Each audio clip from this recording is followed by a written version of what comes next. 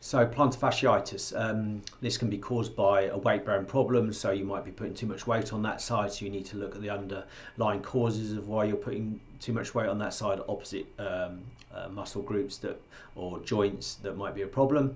Then local mechanics, so poor heel toe movement, so you might have poor dorsiflexion of the foot because of tibialis anterior fatigue, or chronic calf tightness that can cause a reduction in the ankle joint. So talocrural joint mobility is really important. So treat the weight bearing first, then treat the local muscle mechanics, looking at the medial board of the foot, then working on the talocrural subtalar joints to get those moving up. Make sure you look at the range of motion of the talocrural joint and measure it pre and post treatment each time, so you can see the progression. So you need to make sure that gets up nice and high.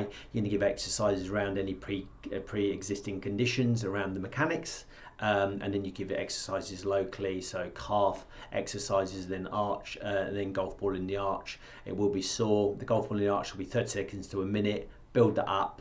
Start once a day and then up to 3 times a day, and then do the calf stretches normal timings, and then sometimes you might need an adductor stretch to make sure that you balance up the weight bearing onto the foot, and then existing conditions on the opposite side.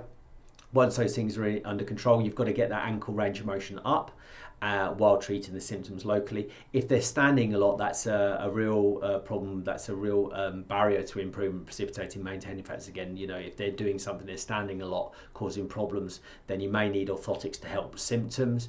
You certainly need to give advice about limiting the amount of pressure going into the foot, the amount of weight bearing, so you need to limit that. There is possibilities of an injection. You should mention that early doors. Certainly acupuncture into the area will help dispel inflammation around the area. Anti-inflammatories can help to a certain degree or other, but generally you need to get those mechanics right and control symptoms. If it's a short-term problem, things can free up very nicely, 3 up to 6 sessions, 80%, but it's often around other mechanics, other weight-bearing mechanical problems, so those need to be maintained. So often plantar fasciitis is a secondary effect from other mechanical issues. So or sometimes it is because someone stands too long, and that makes it a lot harder. So then you need to throw everything at it. Self-help around minimizing the amount of standing, self-help, getting some Pro 11 orthotics from, say, Amazon. They're quite cheap and they're very easy to use, but they need to get a lot of help, because sometimes people who stand a lot might be in poor boots or poor shoes, that ladies wearing sort of court shoes that aren't very good for their feet at all. So making sure that you get that picture right, understanding if there's a weight bearing problem, or actually if they've got a problem in their mechanics generally. So then you need to give advice around that to make sure that you support them through that.